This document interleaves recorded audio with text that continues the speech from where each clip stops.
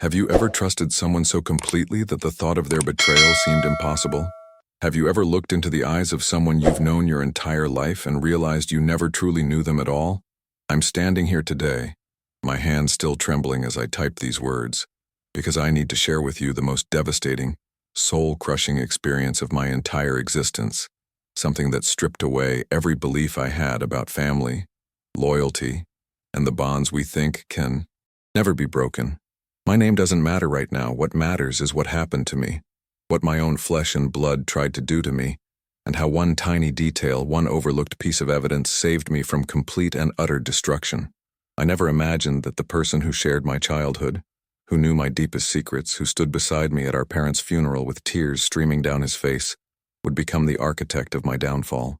But that's exactly what happened, and the worst part is that I didn't see it coming until it was almost too late. Let me take you back to the beginning, to that ordinary Tuesday morning that shattered my world into a million irreparable pieces. I remember the weight of the envelope in my hands, the expensive cream-colored paper that screamed prestige and power, the embossed logo of one of the most ruthless law firms in the state. My fingers fumbled with the seal, my heart already racing with that instinctive dread that comes when you know something terrible is about to unfold.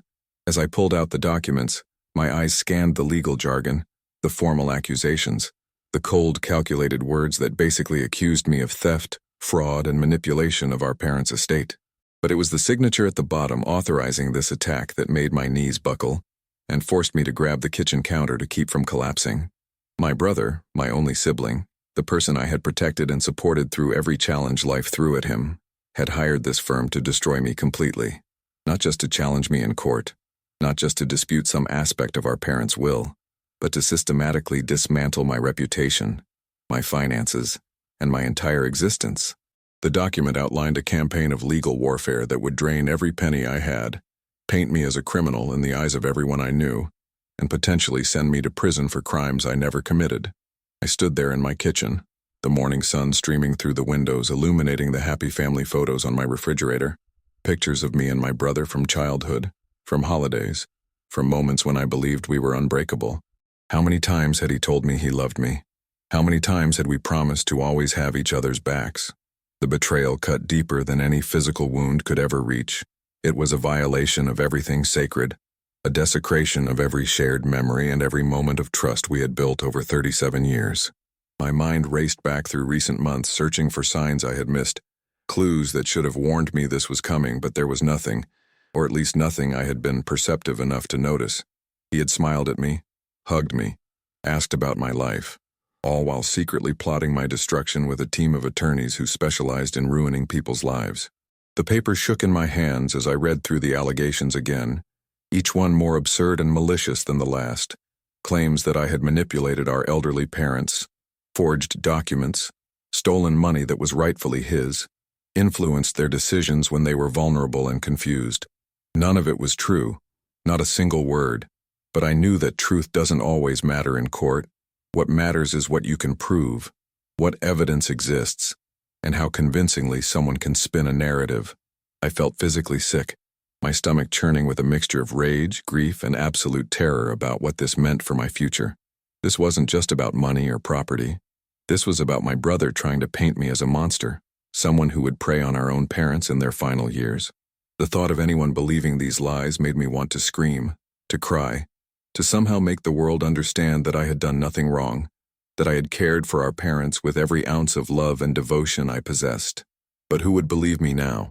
Who would look past the official legal documents, the authoritative letterhead, the serious allegations filed by expensive attorneys? I realized in that moment how fragile reputation really is, how easily it can be dismantled by someone with enough money and enough malice to craft a convincing lie. My brother clearly understood this. He had chosen his weapon carefully, knowing that even if I eventually proved my innocence, the damage would already be done. The whispers would follow me forever. The suspicion would linger in the eyes of everyone who heard about this case. The rest of that day passed in a blur of panic and disbelief. I called everyone I could think of who might offer advice, friends, colleagues, even my accountant who had helped manage my parents' affairs.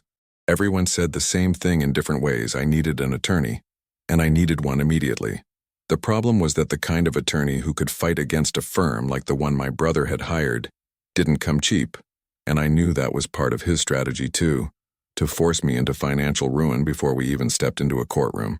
He knew my resources, he knew what I could afford, and he had clearly calculated that this legal assault would break me financially, even if it didn't break me legally. That night, I sat alone in my living room, the legal documents spread across my coffee table like instruments of torture, and I allowed myself to cry for the first time since opening that envelope.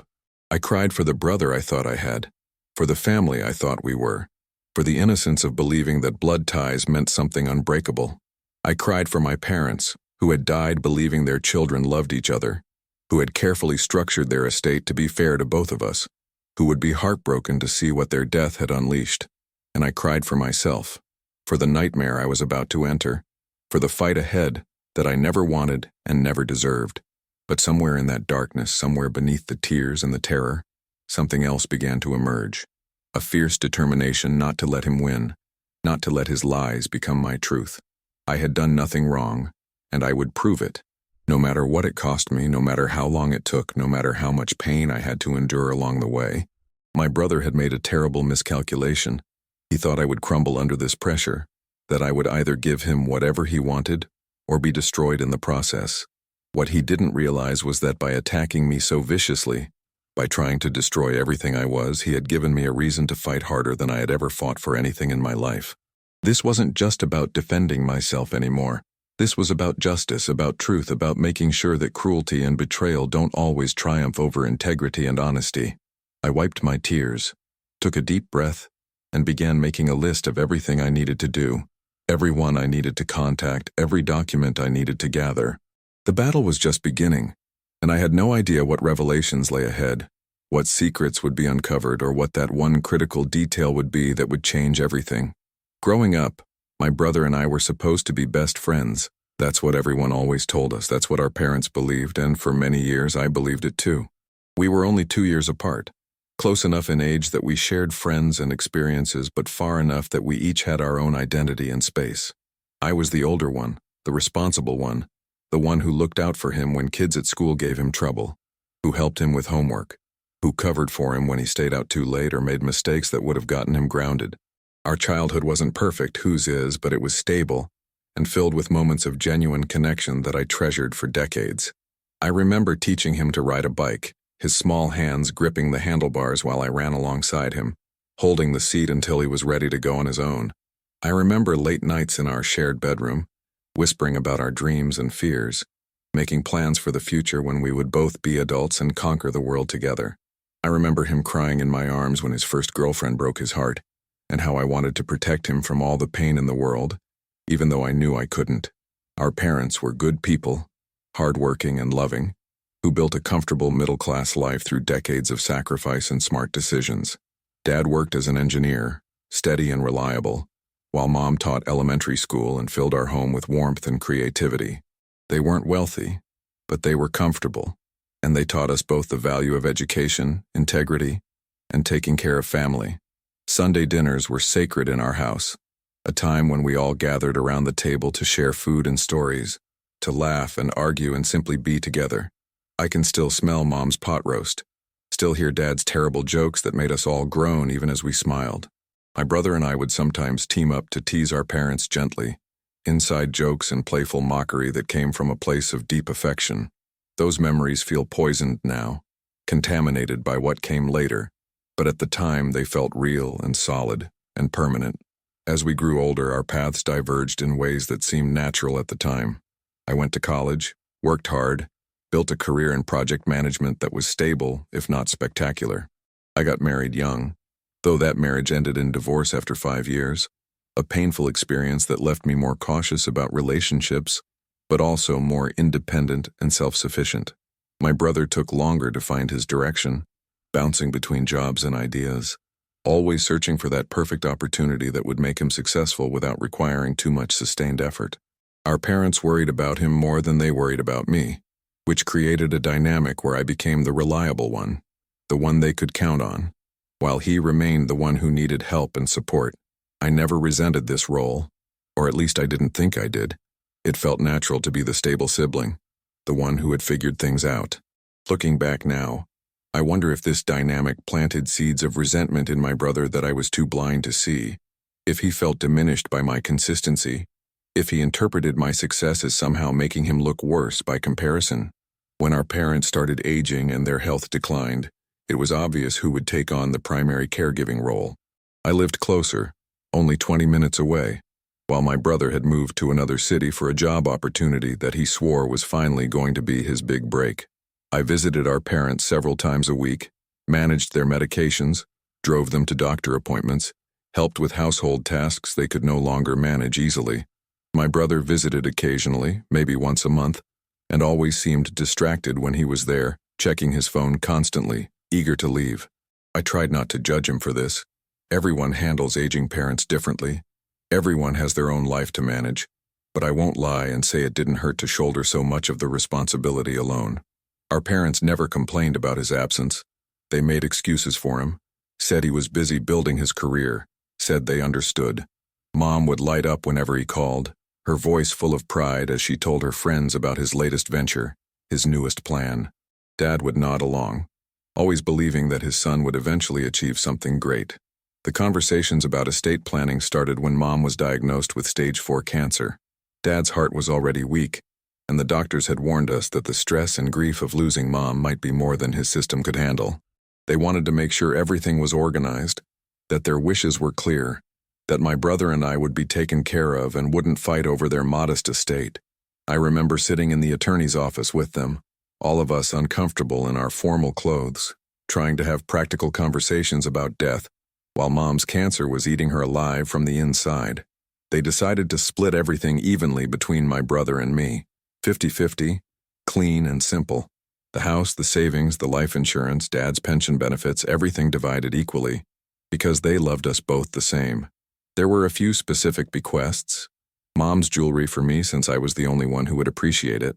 Dad's tools for my brother because he had always enjoyed working with his hands, but the bulk of the estate was to be shared. They appointed me as executor, not because they loved me more, but because I lived closer and had more experience managing complex paperwork and financial matters.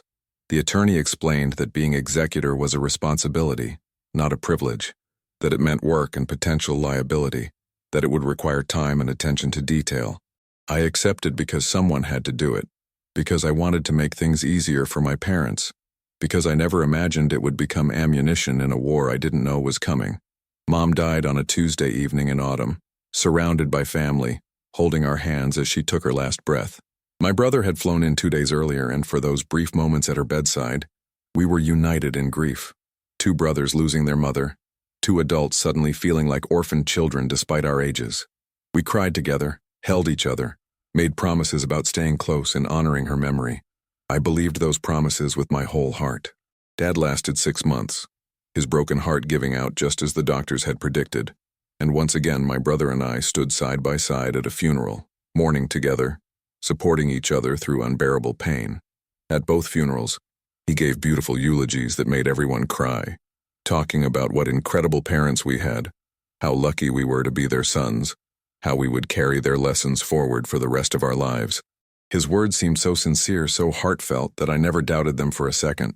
How could I have known that behind those tears and that grief, something else was already forming, some dark seed of resentment or greed or entitlement that would eventually grow into the monster that tried to destroy me? The first few months after Dad's death were consumed with executor duties, sorting through decades of accumulated possessions, managing accounts, filing paperwork, paying final bills. My brother seemed supportive during this time, calling occasionally to check on progress, offering to help with specific tasks, though he rarely followed through. I kept detailed records of everything, every dollar spent, every decision made, every item distributed, because I wanted to be completely transparent and fair. I sent him regular updates, shared spreadsheets showing the estate's finances, asked for his input on decisions that seemed significant. He barely responded to most of these communications, usually just texting back something brief like "sounds good" or "whatever you think is best." I interpreted his minimal involvement as trust, as him being comfortable letting me handle things because he knew I would do right by both of us. What a fool I was to think his silence meant approval rather than calculation. to believe his distance was about grief or busy schedules rather than strategy. He was watching, waiting, letting me do all the work so he could later claim I had done it wrong, so he could point to my decisions as evidence of manipulation and self-dealing. Every choice I made with pure intentions, every decision I agonized over to make sure it was fair, was being stored away as potential ammunition against me. Have you ever felt that sick realization that someone you trusted was setting you up all along?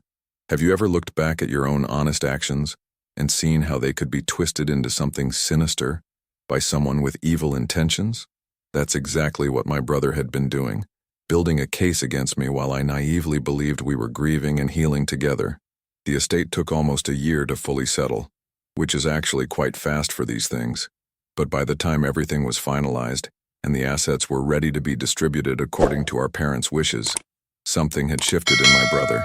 His calls became less frequent, his texts more curt, and when we did talk there was an edge to his voice that hadn't been there before.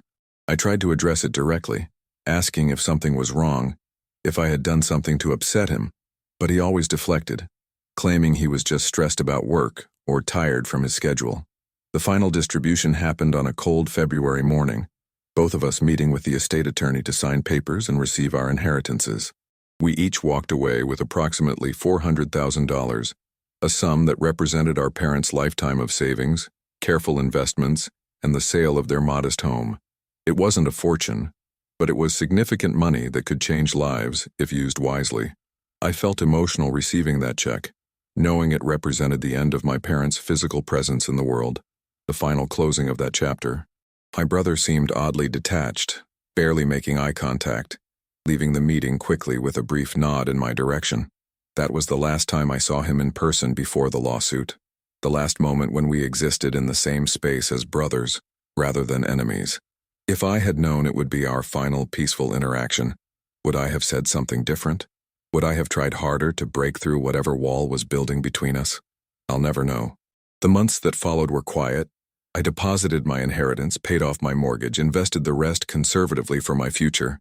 I tried calling my brother a few times to see how he was doing, what he was planning to do with his inheritance, but he never answered, and his return calls became increasingly rare. I told myself he was probably just busy, processing grief in his own way, maybe working through complicated feelings about our parents being gone. I gave him space because I thought that's what he needed, because I trusted that our bond was strong enough to survive this difficult period. Then came that Tuesday morning, that cream-colored envelope, that moment when everything I believed about my brother and our relationship was revealed to be a fiction. The legal documents claimed that I had manipulated our parents during their final years, that I had influenced them to make me executor specifically so I could steal from the estate, that I had hidden assets and kept money that rightfully belonged to my brother, that I had fabricated expenses and paid myself excessive fees for my work as executor.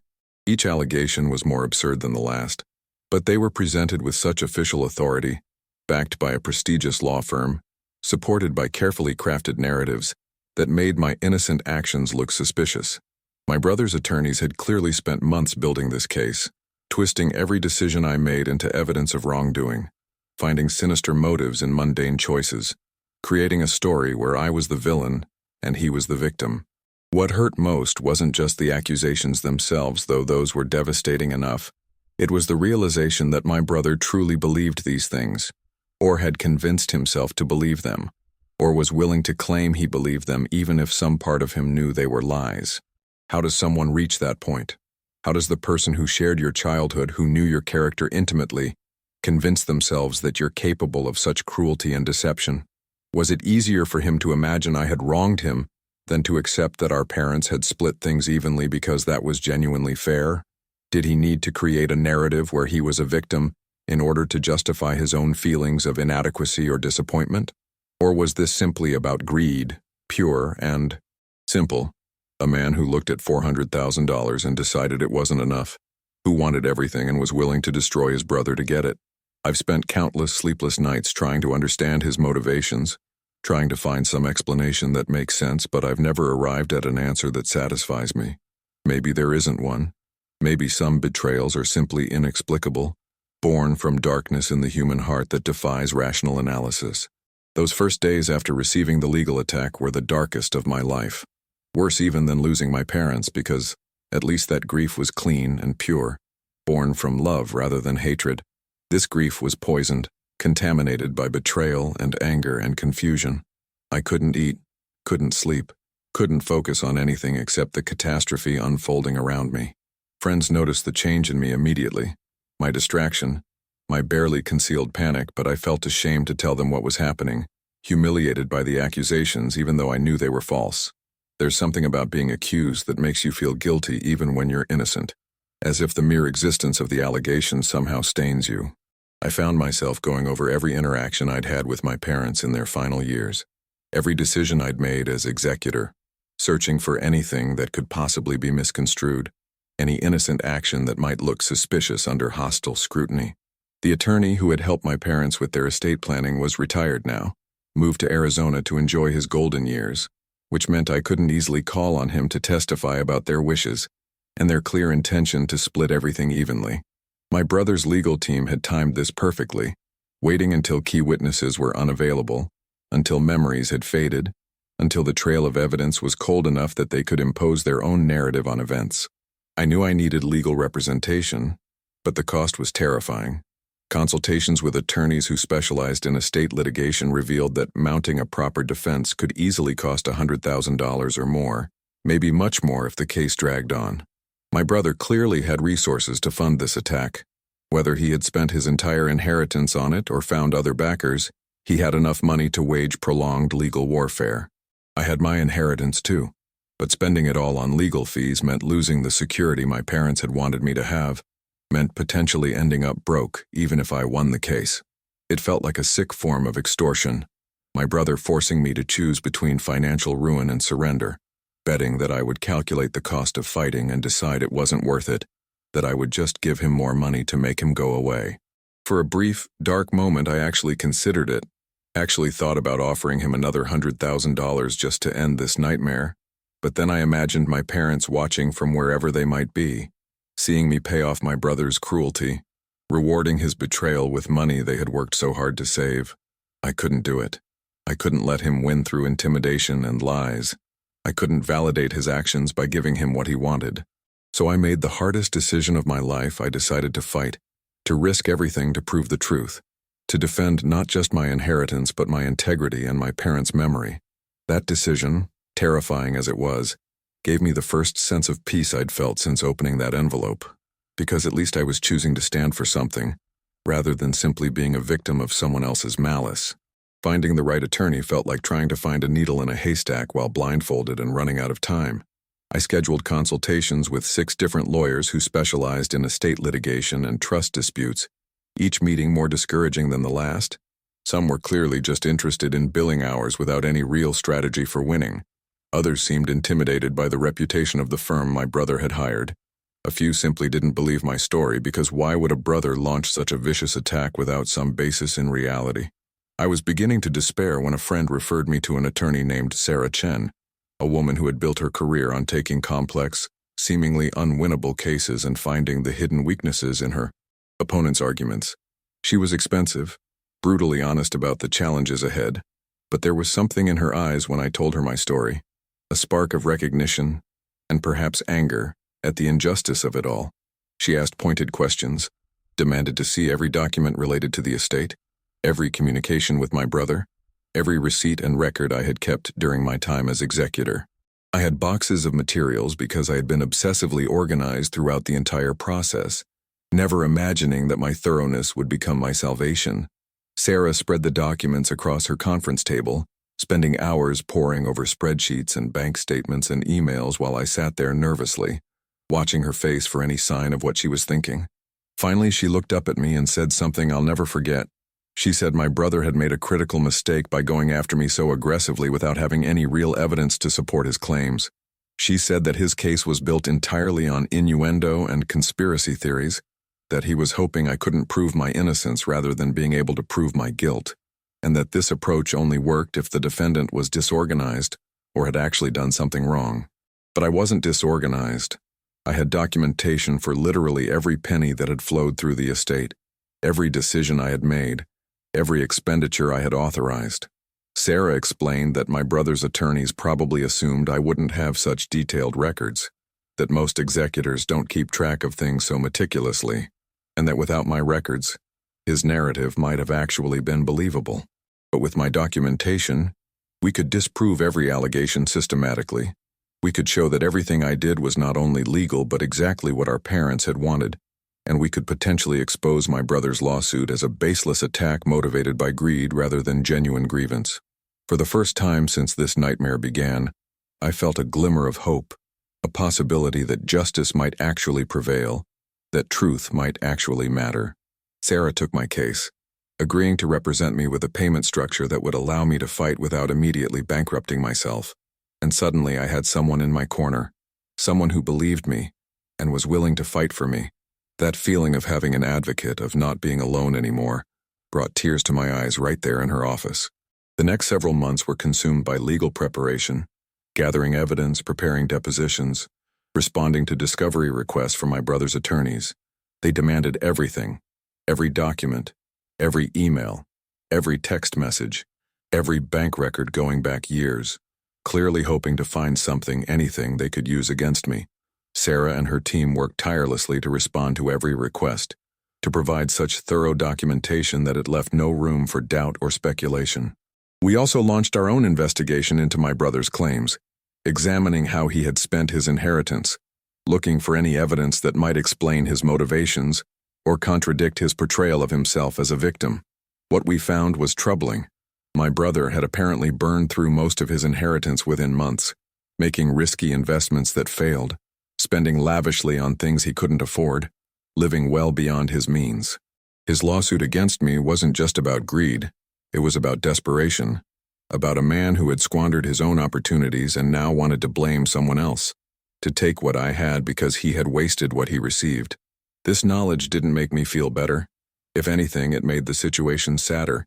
Here was my brother, destroying our relationship over money he would probably waste, just like he had wasted his inheritance, unable to see that the real treasure our parents left us was each other, was family, was the bond that was supposed to transcend material concerns.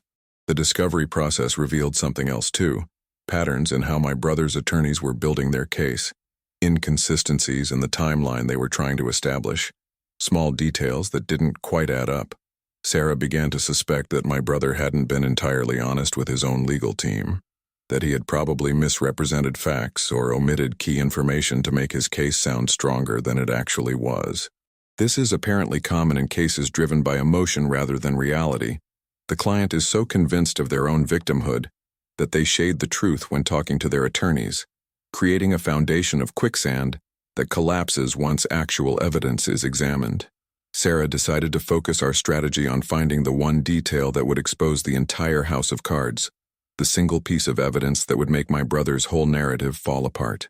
She believed it was there somewhere, hidden in the mountain of documents and communications waiting to be discovered. Her confidence was infectious, but I also felt the pressure of knowing that our entire case might rest on finding this needle in the haystack, this critical detail that could change everything. What if we didn't find it? What if my brother's lies were clever enough to withstand scrutiny? What if the justice system failed, and I lost everything despite being innocent? These fears haunted me daily, but I tried to push them aside and focus on what I could control, providing Sarah with every possible piece of information she might need, being completely honest and transparent about everything even when it made me look bad, trusting that truth would ultimately be more powerful than fiction. Then came the breakthrough, the moment when everything changed, when Sarah called me at 11 o'clock on a Thursday night, her voice electric with excitement. She had found it, the detail that would destroy my brother's case, the evidence that would expose his lies and prove my innocence beyond any doubt. I rushed to her office even though it was late, my heart pounding with a mixture of hope and fear, desperate to know what she had discovered. Sarah pulled up a document on her computer, an email from my brother that I had completely forgotten about, sent to me 3 months after our father's death, during the time when I was still settling the estate. In that email, my brother had thanked me for my work as executor, specifically acknowledging that I was handling everything fairly and transparently, praising my organizational skills and attention to detail. He had written, and I remember these words clearly once Sarah showed them to me, he had written that he trusted me completely, that he knew our parents had made the right choice appointing me as executor, and that he was grateful not to have to deal with all the paperwork and complications himself. This email, casual and sincere when he wrote it, was devastating to his current claims because how could I have been manipulating and stealing from him if he was thanking me for my fairness at the time? How could he claim I had deceived him if he was explicitly stating his trust and confidence in my actions? But there was more.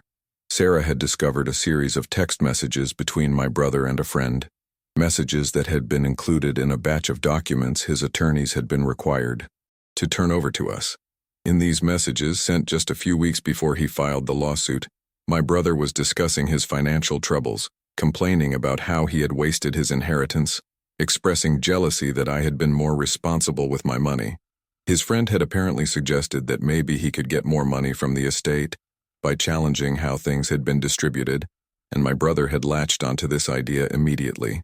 The text showed him strategizing about what allegations might work, what story would be most convincing, how he could frame his financial desperation as my wrongdoing. These messages were essentially a confession that his lawsuit was baseless, that he knew I hadn't done anything wrong, that the entire case was a fabrication motivated by his own poor choices and his envy of my stability. Sarah explained that these texts, combined with his earlier email praising my work as executor, would likely end the case immediately once presented to a judge, that no reasonable court would let this continue, once they saw evidence that my brother had manufactured his claims out of whole cloth. I should have felt triumphant in that moment, relieved that I had the evidence to prove my innocence and destroy my brother's attack. Instead, I felt a profound sadness that went deeper than anything I had experienced before. This wasn't just about winning the case anymore. It was about confronting the irrefutable proof that my brother had deliberately tried to destroy me, that he had known his allegations were false, that he had consciously chosen to create a malicious fiction about my character and my actions. Some part of me had been holding on to hope that maybe he genuinely believed his accusations, that he had somehow convinced himself of a distorted version of events, that his attack came from confusion or grief-induced paranoia rather than calculated malice. But these text messages destroyed that last refuge of charitable interpretation. They showed me that my brother knew exactly what he was doing, that he had coldly decided that destroying me was worth it if it meant he could get more money. The person I had loved and protected my entire life didn't exist anymore if he ever really had, and that loss felt more devastating than anything the lawsuit could have done to me. I sat in Sarah's office that night, looking at those messages on her computer screen, and mourned the death of my brother more completely than I had mourned my parents, because at least they had left this world still loving me, still believing in me, while my brother had chosen to become someone I didn't recognize, someone capable of profound cruelty toward the person who had always been on his side. Sarah assured me that we could end this quickly now, that she would file motions presenting this evidence and requesting sanctions against my brother and his attorneys for pursuing a frivolous lawsuit. She explained that the court might even order him to pay my legal fees, that there could be consequences for bringing such baseless accusations. But I found myself hesitating, wrestling with complicated feelings about what I wanted to happen next. Part of me wanted to destroy him the way he had tried to destroy me, to present this evidence in the most public and humiliating way possible, to make sure everyone knew what he had done and how he had lied. But another part of me, the part that still remembered teaching him to ride a bike and comforting him through heartbreaks, wondered if there was a better way, if there was some path to resolution that didn't require me to completely annihilate him. I asked Sarah for time to think, time to process what we had discovered and decide how I wanted to use this evidence. She respected my request but warned me not to let sentiment cloud my judgment, reminded me that my brother had shown me no mercy and didn't deserve any in return, told me that any hesitation on my part would be something he would exploit if given the chance.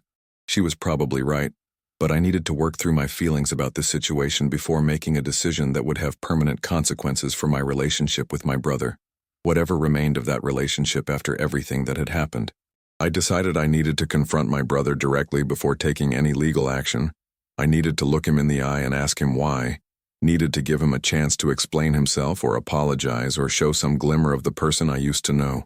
Sarah advised strongly against this, said that any contact could complicate the case or give him warning about what evidence we had discovered, but I insisted that I needed this closure for my own peace of mind.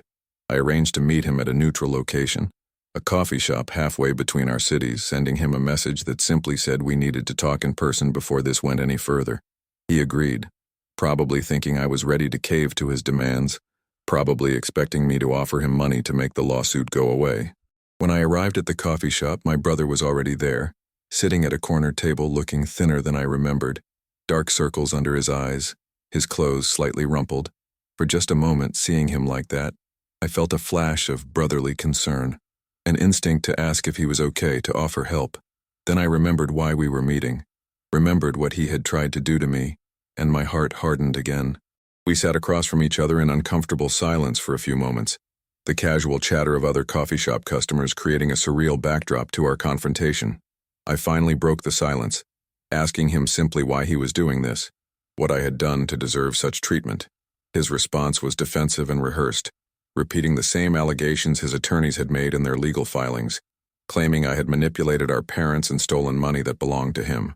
I let him finish his script, then pulled out my phone and showed him the email he had sent me praising my work as executor, watched his face drain of color as he recognized his own words. I asked him how he could claim I had deceived him when he had explicitly thanked me for my fairness at the time. He stumbled over his response, tried to claim that he had learned new information since then, that he hadn't understood the full picture when he wrote that email. So I showed him the text messages with his friend, the ones where he strategized about fabricating allegations to get more money, where he admitted his lawsuit was motivated by his own financial irresponsibility rather than any wrongdoing on my part. The look on his face shifted from defensive to trapped, like an animal caught in headlights, and for a moment I thought he might actually break down and admit the truth. Instead, he got angry, his face flushing red as he stood up from the table, his voice rising enough that other customers started looking our way. He accused me of invading his privacy by reading his text messages, claimed the texts were taken out of context, said I was the one manipulating evidence now. It was absurd and desperate, his arguments falling apart even as he made them. But what struck me most was that he still couldn't admit the truth, still couldn't simply say he was sorry and acknowledge what he had done. I stayed calm, kept my voice low and steady, told him that I had these messages because his own attorneys had been required to turn them over during discovery, that there was no invasion of privacy, just the normal legal process exposing his lies. I told him that I could end him with this evidence, that I could show it to a judge and not only win the case but potentially get him sanctioned for filing a frivolous lawsuit, that I could make sure everyone we knew understood what he had done. I watched him deflate as he realized the full implications of what I was saying, saw fear replace anger in his eyes as he understood that he had lost, that his attack had failed, that consequences were coming. Then I told him what I had decided during my sleepless night of reflection. I said I would give him one chance to end this with some dignity and tact. If he dismissed the lawsuit immediately, if he signed a statement admitting his allegations were false and apologizing for making them, if he agreed to never speak publicly about any of this, then I would not pursue sanctions against him, would not sue him for the legal costs he had caused me, would not share the evidence of his lies with our extended family and friends.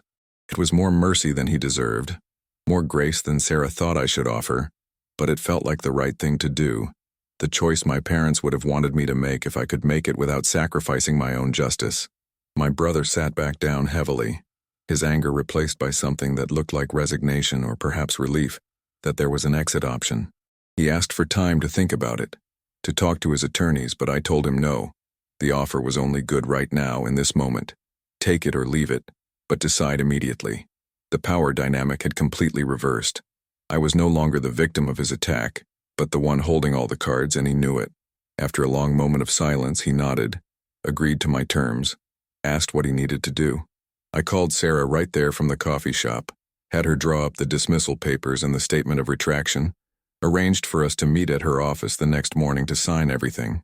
My brother left without saying goodbye, walking out of the coffee shop and out of my life, and I sat there alone with my coffee, feeling empty rather than victorious, mourning the death of our relationship and wondering if I had made the right choice. The next morning, my brother appeared at Sarah's office with his attorney, an expensive suited man who looked deeply uncomfortable with the situation his client had put him in. The signing was brief and formal, my brother barely looking at me as he acknowledged that his allegations had been false, that he withdrew all claims against me, that he regretted the harm he had caused. His attorney had clearly counseled him on what to say and not say, keeping his statement minimal to avoid creating additional liability. Sarah had prepared everything perfectly. The dismissal with prejudice meant he could never bring these claims again. The retraction was clear and unambiguous. The confidentiality agreement protected both of us from having this become public drama. When it was done, when all the papers were signed and notarized, my brother and his attorney left quickly, and I sat in Sarah's office feeling numb. She congratulated me on winning, on protecting myself, on getting justice, without having to go through a brutal public trial. She said she was proud of how I had handled everything, that I had shown integrity throughout a process designed to break me. Her words meant something, but they didn't fill the hole left by losing my brother. They didn't fix the family that was now permanently broken. They didn't give me back the innocence of believing that blood ties meant unconditional loyalty. The weeks after the lawsuit ended were strange, life returning to normal on the surface while everything felt fundamentally changed underneath. I went back to work, reconnected with friends I had neglected during the legal crisis, tried to rebuild routines that felt stable and predictable. But I was different now, marked by the experience in ways both visible and invisible, more cautious about trusting people, more aware of how easily relationships can be destroyed, more conscious of the darkness that can hide in human hearts, even in people we think we know completely. I had won my case, protected my inheritance and my reputation, proven the truth of my innocence, but I had also lost my brother, my only sibling, my last living connection to my childhood, and my parents. That loss wasn't clean or simple. It was complicated by anger and grief and relief all tangled together, by the knowledge that I had made the choice to extend mercy even when he didn't deserve it, by wondering if I should have destroyed him more completely, or if I should have tried harder to salvage something of our relationship. I found myself thinking about our parents constantly, imagining what they would think about how things had ended, whether they would be proud of how I had defended myself, or heartbroken that their sons had become enemies. I visited their graves for the first time since the lawsuit ended, bringing flowers and standing there in the quiet cemetery, talking to them as if they could hear me. I told them what had happened, explained the choices I had made, apologized for not being able to keep our family together the way they had wanted. The stone gave no answers, offered no comfort beyond the knowledge that they at least had died believing their children loved each other, had been spared the pain of seeing what their deaths had ultimately caused. I realized that in some ways, protecting that final memory for them had been part of my motivation for handling things the way I did, for not making the conflict more public than necessary, for giving my brother an exit that let him retain some dignity. They had loved us both, had wanted us both to be okay, and even though my brother had betrayed that love in the worst possible way, I couldn't bring myself to completely destroy him because some part of me still remembered being children together, still carried echoes of the brother he used to be or the brother I thought he was. In the months that followed, I heard occasional updates about my brother through distant relatives who didn't know the full story of what had happened between us. He had apparently moved to a different state, taken a new job, started over in a place where no one knew about his failed lawsuit or financial troubles. Part of me hoped this meant he was trying to rebuild his life, to learn from his mistakes and become someone better. Another part of me suspected he was just running away, finding a new place to make the same bad decisions and probably blame someone else for the consequences. I had no way of knowing which interpretation was true, and I realized I didn't actually care anymore, that whatever happened to him now was his responsibility, not mine. Our connection was severed, not just by his betrayal but by my conscious choice to let him go, to stop being his protector, to stop making excuses for his failures. It was liberating and lonely at the same time. Freedom from a toxic relationship mixed with grief for the family bond that had defined my identity for so long. I started therapy to process everything that had happened, working with a counselor who specialized in family trauma and betrayal. Those sessions were difficult, forcing me to confront not just what my brother had done, but also my own role in the dynamic that had led to this point. Had I enabled his irresponsibility by always being the stable one?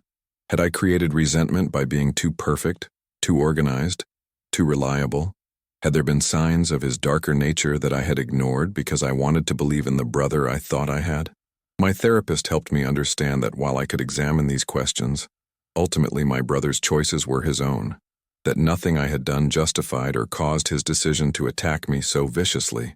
She helped me work through the complicated grief of losing someone who was still alive, the unique pain of cutting off a family member, the challenge of rebuilding my sense of self after having such a fundamental relationship destroyed. Slowly, over many months, I began to feel more at peace, not healed completely but functional, able to remember my parents without the shadow of the lawsuit darkening every memory, able to think about the future without constant anxiety about legal threats. About a year after everything ended, I received an unexpected letter in the mail, forwarded through Sarah's office so my brother couldn't get my current address. It was from him, handwritten on plain paper, several pages of what appeared to be an attempt at an apology or explanation. I stared at that envelope for days before opening it, afraid of what it might say, afraid it would reopen wounds that were finally starting to heal. When I finally read it, the letter was rambling and somewhat incoherent, my brother trying to explain his actions through a mixture of excuses and what seemed like genuine remorse.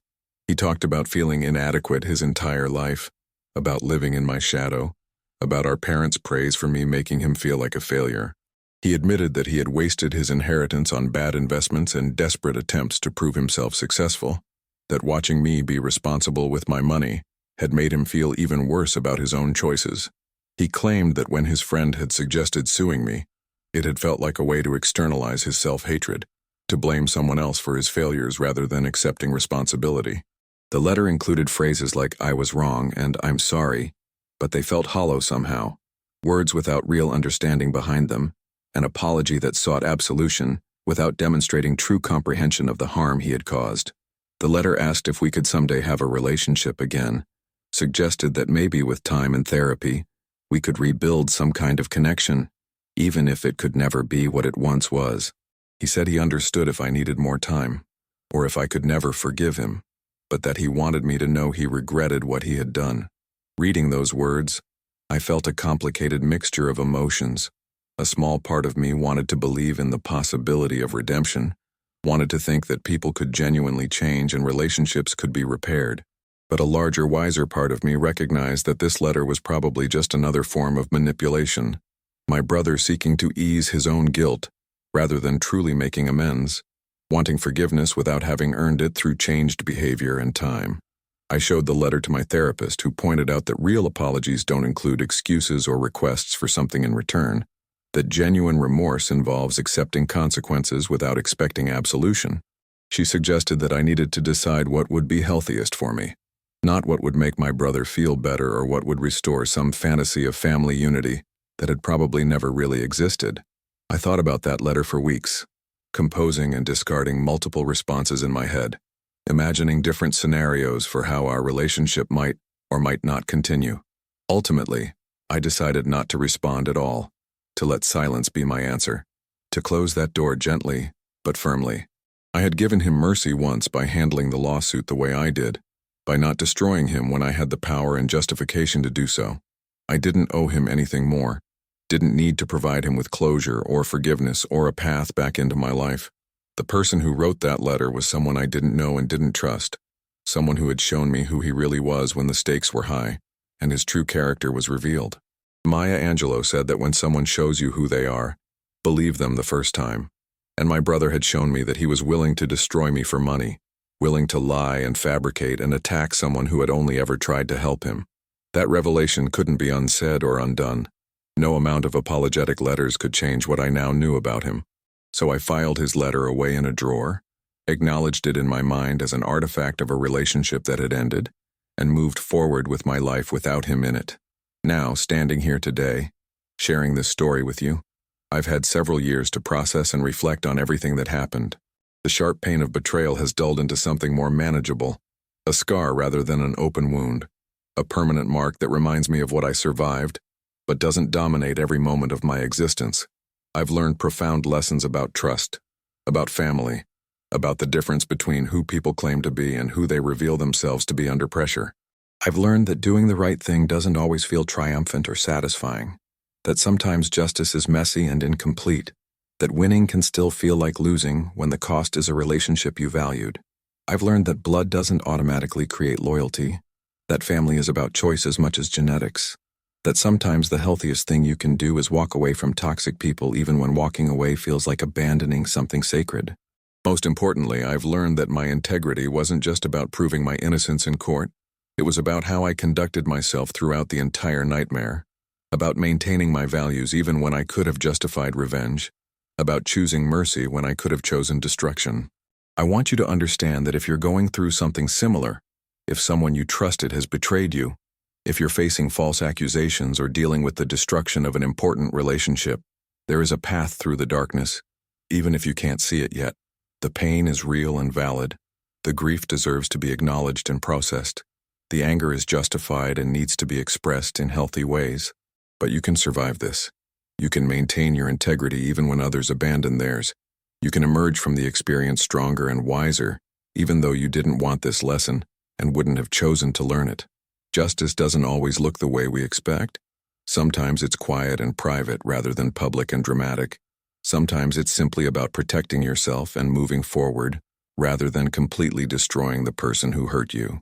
The critical detail that saved me wasn't just the evidence my attorney discovered, though that was certainly important. It was the decision I made about what kind of person I wanted to be in response to my brother's attack. The choice to handle things with integrity even when he had shown none. The determination to be better than the situation rather than being diminished by it. I think a lot about what I would say to my younger self, the person who opened that envelope on that Tuesday morning and felt his world collapse. I would tell him that he's going to survive this, that the brother he thinks he knows is already gone, and grieving that loss is appropriate and necessary. I would tell him that the documentation he kept, his obsessive organization that sometimes felt excessive, is going to save him, that his integrity throughout the entire executor process is going to be vindicated.